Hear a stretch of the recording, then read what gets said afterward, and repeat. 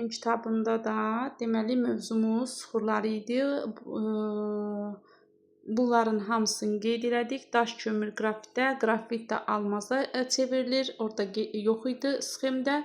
Ona görə buradan kitabdan onun qeydini götürərsiniz. Sökmə suxurlar dedik ki, intruziv burada siyenit yoxdur. Mənim videomdan götürərsiniz. Siyenit də düşür. Burada siyenit yoxdur. Təzə kitablara salıblar. Bu biraz köhnə kitabdır. Siyenitdə qeyd eləyərsiniz. İndi keçirik üzvü aşınma, kimyəvi aşınma, dendasiya, akkumulyasiya nədir? Demək, aşınma nədir? Suxurların xarici qüvvə təsiri nəticəsində dağılmasıdır. Məsələn, tutaq ki, bir palçıqdan kəsək düzəltmisiniz, qoymusunuz çölə. Zaman keçir, görürsünüz, o kəsək nə olub? Dağılıb, parçalanıb. Ya bunu yağış, külək, qar, temperatur, hər hansı bir su, onu dağıdıb məhv edib. Baxın, bu aşınma adlanır. Aşınmanın 3 növü var. Fiziki aşınma, üzvü aşınma, kimyəvi aşınma.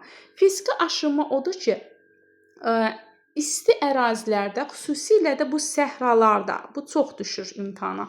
Səhralarda baş verir. Gündüz həddindən artıq hava isti olur, gecə isə soyuq olduğu üçün suxurun tərkibindəki olan molekul su parçaları genişlənir, sıxılır və nəticədə suxuru parçalayır. Nə üçün səhralarda qum olur? Bax, bu fiziki aşınma nəticəsində. Demək, fiziki aşınma sutkalıq temperatur amplitududur. Amplitud bilirsiniz də minimumla maksimum arasındakı fərqdir. Yəni, sutka ərzində maksimumla minimum arasında temperatur göstərisini çıxırıqsa, bu sutkalıq temperatur amplitudu adlanır. Və sutkalıq temperatur amplitudu harada yüksəkdir? Səhralarda. Fiziki aşınma harada oldu? Səhralarda və yaxud da sutkalıq temperatur amplitudası yüksək olan ərazilərdə baş verir.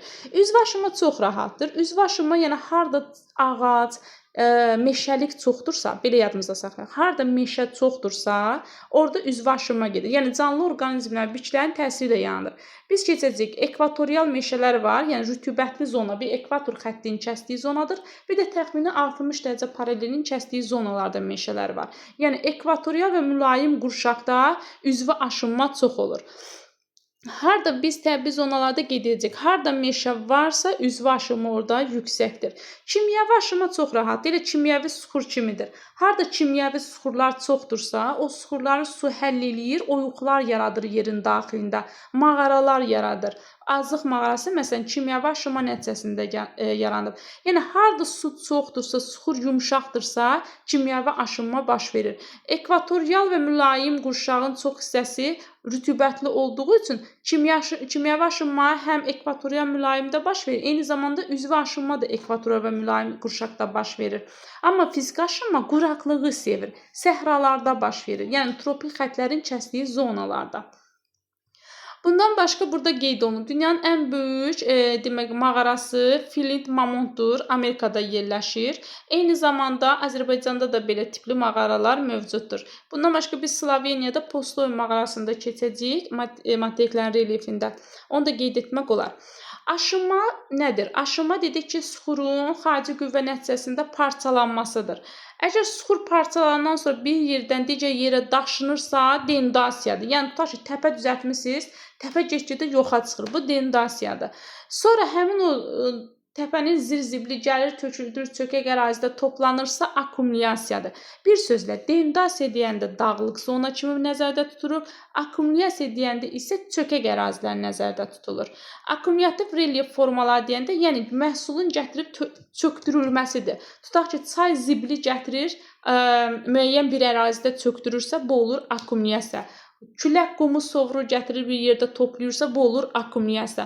Amma o sovura gətirdiyi yol var ya, artıq o dendasiyadır. Yəni oranı çılpaqlaşdırır, gətirir, toplayır digər bir çökək ərazidə.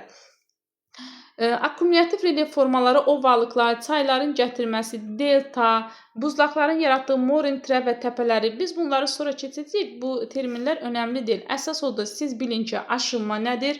Aşınmanın hansı növləri var? Akkumulyasiya nədir? Dendasiya nədir? Bir də eroziya var. Eroziya suyun suxuru yumasıdır. Məsələn, biz su tökürük, görürsünüz, oyuq yaranır. Su suxuru yuyur, deşir onu. Bu olur eroziya prosesi. Əsasən bu çaylarda olur. Məsələn, fikir veririk ki, çayın dərin dərəsi olub. Demək, o qədər axıb, o suxurları yuyub dərin dərə yaradıb.